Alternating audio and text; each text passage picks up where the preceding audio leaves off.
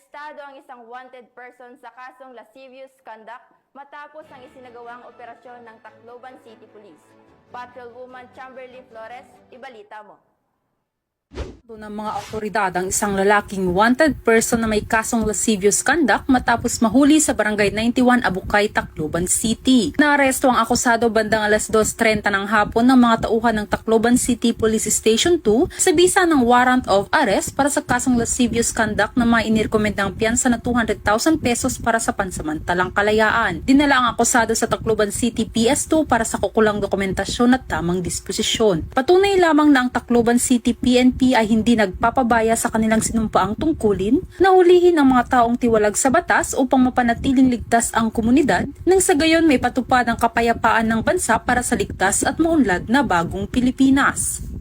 Mula dito sa Tacloban City, ako ang inyong PNN correspondent, Patrolwoman Flores, alagad ng batas, tagataguyod, balitang